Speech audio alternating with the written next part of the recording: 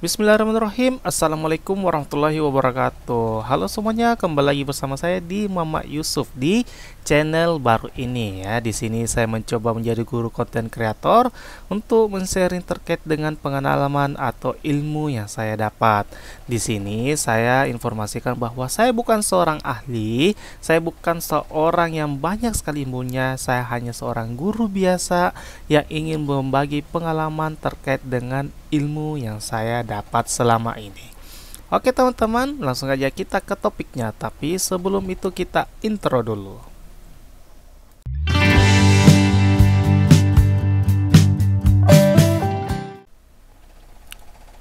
Oke Bapak Ibu semua, kali ini di topik pertama di channel pertama ini dan juga di video pertama di channel ini, kita akan membahas tentang Understanding by Design atau biasanya disingkat dengan UBD.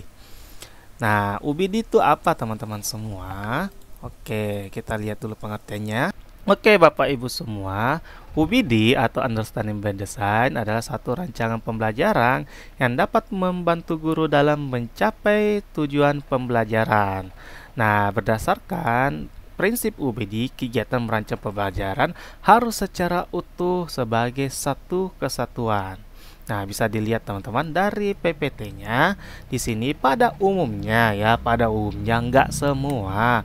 Pada umumnya, guru-guru fokus menentukan langkah-langkah kegiatan pembelajaran, terus melakukan atau menentukan cara melakukan penilaian.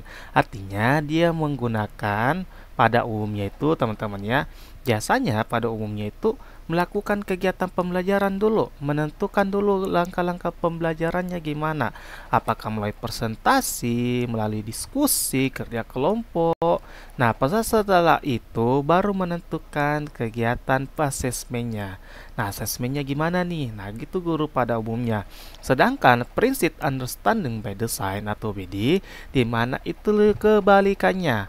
Bisa dilihat dari poinnya itu pertama menentukan tujuan pembelajaran, yang kedua menentukan asesmen, ketiga menentukan kegiatan pembelajaran.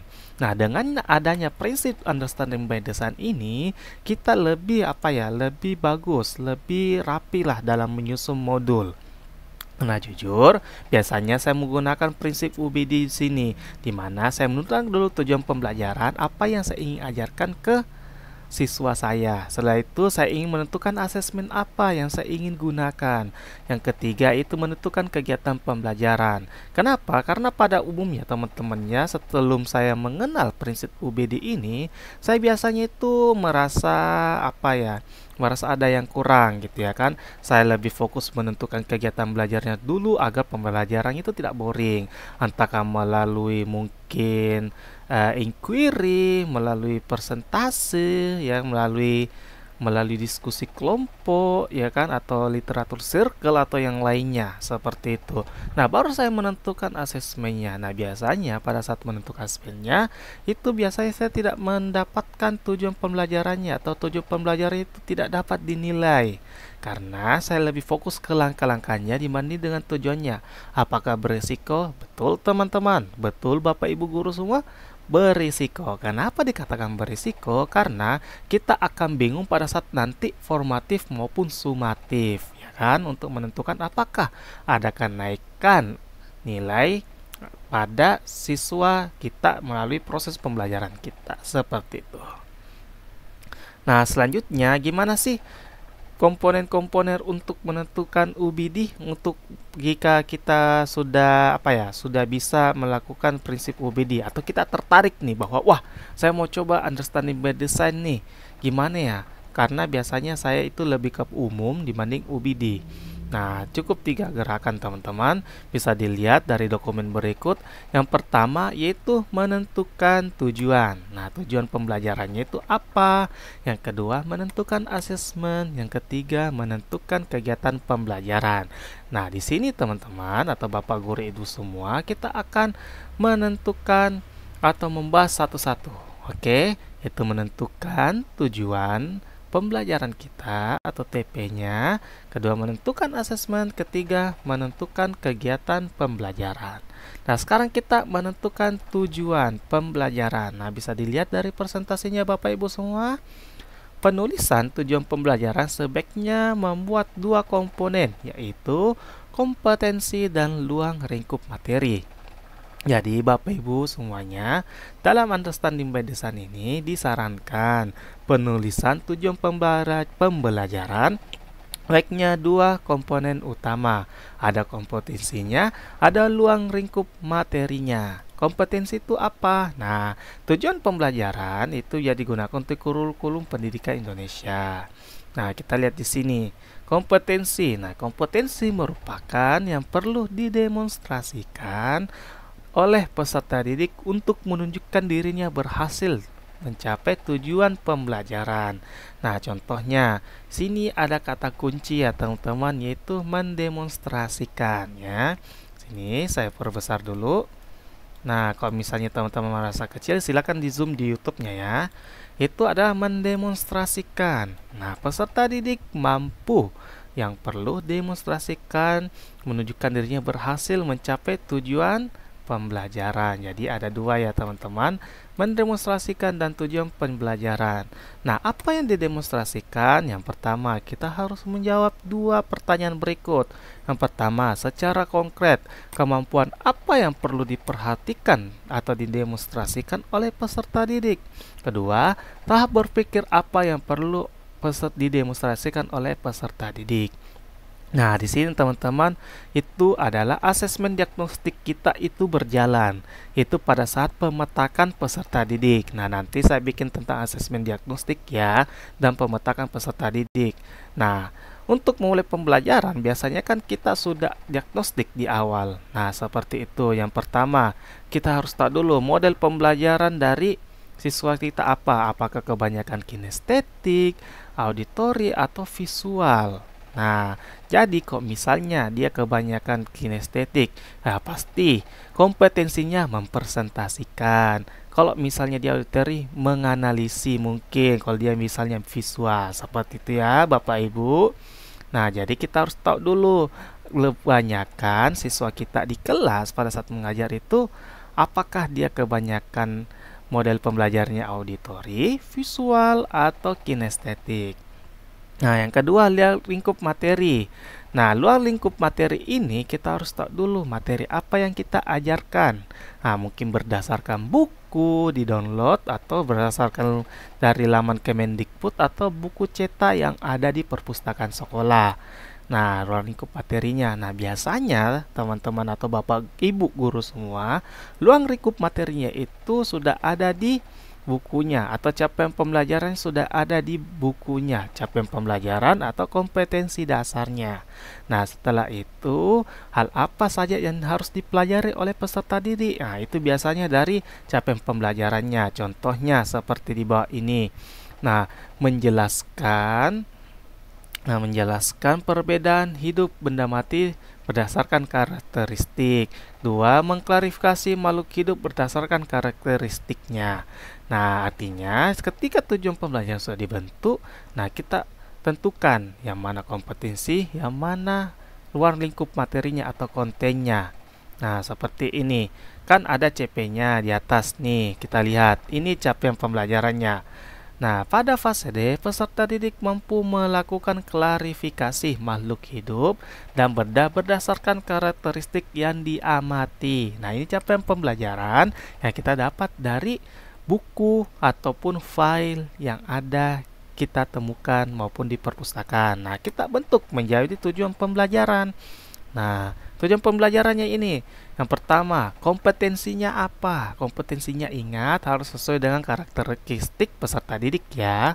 Itu menjelaskan, contohnya mengklarifikasikan, membedakan, menganalisis, mempresentasikan. Ada banyak ya Bapak Ibu guru. Nah, itu menjadi kompetensi. Artinya apa yang harus dilakukan peserta didik? Nah, ada kompetensinya menjelaskan. Kalau misalnya banyak kinestetik, memperagakan, mempresentasikan, bisa ya. Terus kontennya ini terkait dengan tujuan, itu terkait dengan capaian pembelajarannya, seperti itu. Jadi harus dulu kompetensinya, terus kontennya apa ya, hingga melahirkan contoh seperti di bawah ini. Oke Bapak Ibu. Oke, jadi terus kita lanjut. Yang kedua yaitu menentukan asesmen. Nah, oke teman-teman semua, sekarang menentukan asesmen. Nah, ada di sini 3 asesmen. Yang pertama asesmen for learning, yaitu untuk belajar. Assessment of learning, yaitu sebagai belajar. Assessment of learning, atau di akhir pembelajaran. Nah, yang pertama assessment for learning. Nah, sebuah asesmen yang dilakukan pada saat pembelajaran sedang berlangsung, dan asesmen ini dimaksudkan untuk memperbaiki kualitas proses belajar dan mengajar. Dan assessment for learning ini itu hampir sama dengan as learning, sama pada saat kegiatan pembelajaran berlangsung. Nah, bedanya assessment for learning ini lebih ke kualitas peserta didik. Paham nggak apa yang mereka belajar, apa yang kita ajarkan, paham nggak peserta didiknya. Dan biasa ini dilakukan dengan pada saat asesmen formatif, kuis, tugas harian, proyek, seperti itu. Nah, disitulah penilaiannya, apakah peserta didik paham terkait apa yang saya ajarkan, gitu ya kan. Misalnya dari tujuan pembelajarannya, kita disuruh tuliskan atau presentasikan 5 benda makhluk, klarifikasi makhluk hidup, ya kan. Misalnya dia bisa mempresentasikan cuma 3. Nah, disitulah assessment for learning berjalan. Oh, dia cuma mempresentasikan 3. Oh, siswa B bisa mempresentasikan 5. Oh, berarti bagus gitu. Jadi assessment for learningnya berjalan.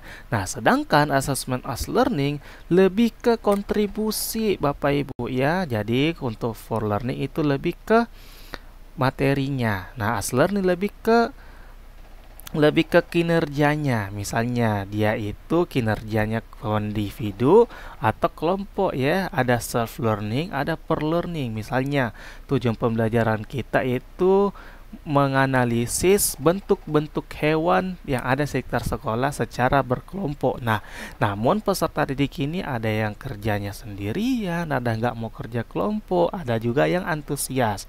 Nah, di sini assessment as learning berjalan. Apakah siswa ini berkontribusi terhadap kelompoknya atau tidak? Nah, untuk self learning atau pilihan diri sendiri, nah bisa kita lihat pada saat proses pembelajaran, apakah dia aktif menjawab pertanyaan, apakah dia aktif mengajukan pertanyaan, apakah dia aktif dalam proses pembelajaran dan tidak merasa boring, seperti itu. Nah, ini assessment learning biasanya digunakan untuk guru maupun siswa itu sendiri untuk perbaikan ke depannya. Nah, yang terakhir itu adalah assessment of learning. Maaf ya, assessment of learning maksudnya. Nah, assessment of learning ini biasa dilaksanakan di akhir pertemuan atau akhir proses pembelajaran. Untuk apa? Mengukur capaian pembelajaran ya. Jadi ada 2. Itu di akhir proses pembelajaran atau di akhir pertemuan pada saat sumatif, seperti itu. Untuk apa? Untuk mengetahui peserta didik apakah dikategorikan bahwa dia lulus tuntas sesuai dengan nilai standar sekolah, seperti itu Bapak Ibu sekalian. Nah, yang ketiga yaitu menentukan metode pembelajaran. Nah, pendekatan pembelajaran dapat diartikan sebagai sudut pandang kita terhadap proses pembelajaran. Banyak sekali pendekatan pembelajaran sebaiknya dilakukan pada peserta didik atau yang berpusat pada peserta didik. Misalnya menggunakan teacher at rec level atau TAR, atau yang kedua cultural responsive teacher atau CRT ya. Untuk TAR dan CRT saya akan buat videonya nanti. Jadi dalam UBD ini banyak pendekatan yang bisa kita lakukan, mungkin inquiry, eksprensif ya, bermain peran, banyak.